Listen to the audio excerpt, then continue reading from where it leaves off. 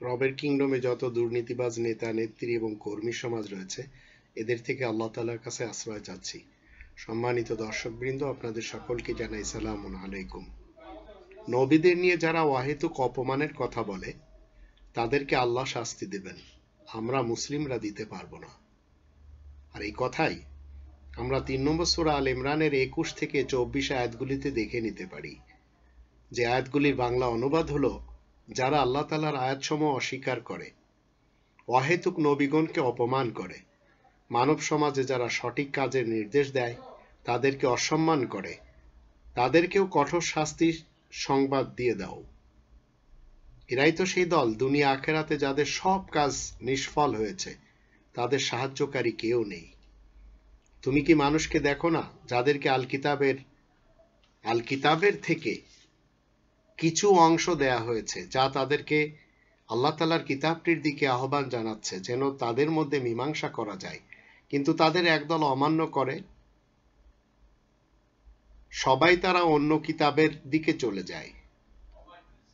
কারণ তারা বলে, মাত্র কয়েকদিন ছাড়া বেশি দিন তো দোজখের আগুন আমাদেরকে থাকতে হবে না। দোজখের আগুনে নিজেদের কল্পনায় তাদেরকে দিশাহারা করেছে।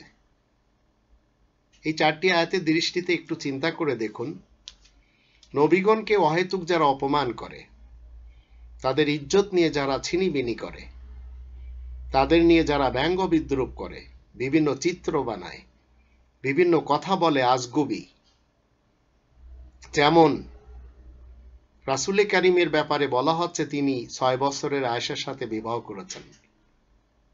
এটি কোরআনের স্টেটমেন্টের বিপরীত, তাই রাসূল কোনোদিন সেটি করেননি।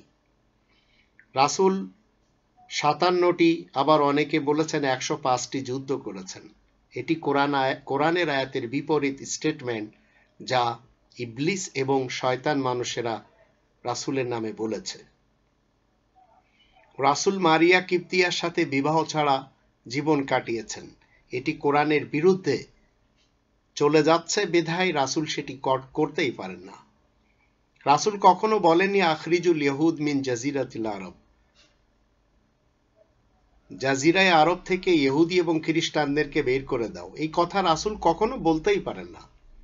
এখন যারা বলছে মান বাদ্দালা দীনহু ফাকতুলুহু, যে দিন বদল দিবে তাকে হত্যা করা হবে, তো এই টাইপের স্টেটমেন্ট যারা দিচ্ছে, তারা সবাই রাসূল এবং নবীদেরকে অহেতুক অপমান করে যাচ্ছে, অহেতুক তাদের অসম্মান করে যাচ্ছে। এমনকি যারা মানব সমাজে সঠিক কাজের নির্দেশ দেয়, তাদেরকে অসম্মান যারা করবে, তাদেরকেও আল্লাহ বলছেন কঠোর শাস্তির সুসংবাদ দিয়ে দাও। 60,000-এর বেশি গ্রন্থ রচনা করা হয়েছে নবী রাসূলদের বিরুদ্ধে, বিভিন্ন ফিল্ম তৈরি করা হয়েছে, অনেকে সায় দিয়েছেন। তো বিশ্ব মোড়লদের যারা এই সব কাজগুলি করেছে, এবং মুসলমান শিয়া, মুসলমান সুন্নি এবং মুসলমান সালাফিরা এই যে সমস্ত কথাগুলি প্রচার করে যাচ্ছে, তাদের শিষ্যদেরকে শিক্ষা দিয়ে যাচ্ছে, আল্লাহ তাআলার পক্ষ থেকে এদের সকলের জন্য কঠোর শাস্তির সংবাদ দিয়ে দিতে হবে। কারণ এরা আখেরাতে দুনিয়াকে প্রাধান্য দিয়ে আখেরাতের তাদের সকল কাজগুলি নিষ্ফল করে ফেলেছে। তাদের সাহায্যকারী পরকালে কেউ থাকবে না। এখন কিতাবের কিছু অংশ যদি আপনি মানেন আর কিছু যদি না মানেন, তাহলে এই দুনিয়ার জীবনে আপনার জন্য অপমান অপেক্ষা করছে। এটি 2 নম্বর সূরা আল বাকারার 85 নম্বর আয়াতে আল্লাহ বলে দিয়েছেন, আফাতুমিনুনা বিবাদিল কিতাবি ওয়া তাকফুরুনা বিবাদ ফামা জাযাউ মান ইয়াফআলু যালিকা মিনকুম ইল্লা খিজুন ফিদ দুনিয়া ওয়া ইয়াউমাল কিয়ামাতি ইউরাদ্দুনা ইলা আশাদ্দিল আযাব। মুসলমান সুন্নি, শিয়া এবং সালাফিদের সতর্ক হওয়া উচিত। তারা কোরআনকে মানছে, কিন্তু কোরআনের সাথে তারা হাদিস, ফিকা, উসুল, ইজমা, কিয়াস এগুলি সবই মেনে যাচ্ছে। ফাজাইল, মাসাইল, ফয়জান, সিরাত। চিন্তা করে দেখুন, কোরআনে 2 নম্বর সূরা আল বাকারার 42 নম্বর আয়াতে আল্লাহ বলছেন যে তোমরা জেনে শুনে সত্যের সাথে মিথ্যাকে সংমিশ্রণ করে যাচ্ছ। তাই আল্লাহ তাআলা বলছেন এদেরকে আল্লাহ নিজেই মীমাংসা করবেন, আর এরা সবাই একটি ধোঁকার জালে পড়ে আছে। মুসলমান শিয়া বলেন, সুন্নি বলেন, সালাফি বলেন, কিছু গুন্ডা মৌলবি রয়েছে, গুন্ডা হুজুর রয়েছে। এদের কিছু কথার কারণে জনসাধারণ সবাই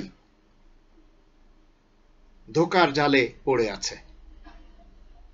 24 নম্বর আয়াতে বলা হচ্ছে 3 নম্বর সূরা আল ইমরানের, কারণ তারা বলে মাত্র কয়েকদিন ছাড়া বেশি দিন তো দোজখের আগুনে আমাদের থাকতে হবে না।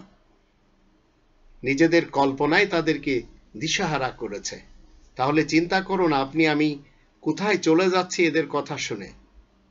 এগুলি সব ওদের নিজস্ব বানানো মতবাদ, আমরা মুসলিমরা মানতে পারবো না। কারণ কোরআনের 5 নম্বর সূরা আল মাইদা 37 নম্বর আয়াতের দৃষ্টিতে যারা দোজখে একবার চলে গেছে তারা সেখান থেকে বেরোচ্ছে না, কিন্তু তারা বেরোনোর উপায় খুঁজবে, বেরোতে পারবে না। এখন গুন্ডা মৌলবীদের কথা শুনে যদি আপনি আমি পরকাল খোয়াইয়ে দিই, তাহলে এই কাল তো এইভাবেই কেটে যাবে। পরকালে যেখানে যা শুরু আছে শেষ নেই। দোজখে একবার চলে গেলে সেখান থেকে বেরোনোর কোনো উপায় নেই।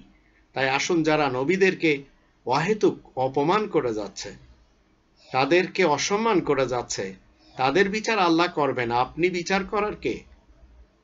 আপনাকে আল্লাহর অনুমতি নেই। আল্লাহ আমাদের সকলকে কোরআন মেনে জীবন কাটানোর তৌফিক দান করুন।